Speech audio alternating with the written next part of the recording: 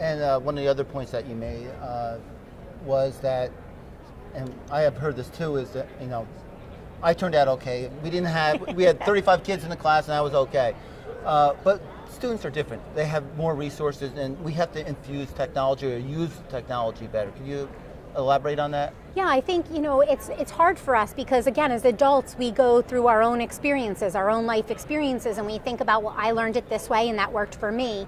But I think we have to step outside and we need to be looking at what's happening in the world around us, what's happening in business and industry, what are the skill sets that are needed, and then how do we help students get to that place in time. And so I think really thinking about technology, and not just in terms of devices, but also in terms of usage and programming, and all the different components of sort of the modern world today that is available to our students, and how do we help them get there. I think of when I was younger and I would visit the Epcot Globe, which was helping us to see sort of what was going to happen in the future. And all those things I saw when I was a child have now come to fruition. And the technology is changing so quickly now that I think really being mindful of this is the world that our students are natives in, and that we're the immigrants of the world of technology. How do we bring that in and incorporate it into instruction every day in the classroom so that we're engaging them and not only meeting their needs and desires as a student, but preparing them for ways they'll utilize that in their futures, whatever career pathway they might take.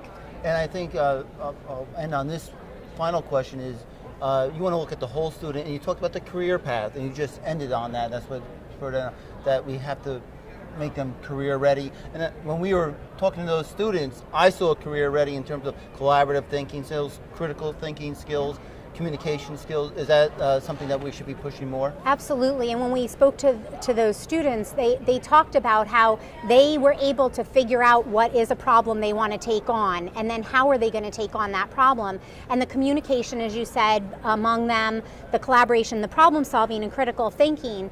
But again, just thinking about that career ready focus and how you bring together the skill sets needed, but also give students an opportunity to interact with them, because I talk about how we get content focused and we forget to provide context. And so when they can gather the skill sets and do the learning in a way that helps them have context for the content, we also help them to find their passion. And we know that we're going to, as adults, spend a lot of years working. And so it's not important just to have skill sets that make us successful, but to have a passion that allows us to be excited about what we do and to have it feel like it has real meaning to what we're doing, which is that voice of the heart.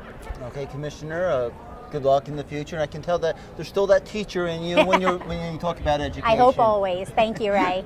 That brings us to the end of this interview with the Acting Commissioner of Education, Kimberley Harrington.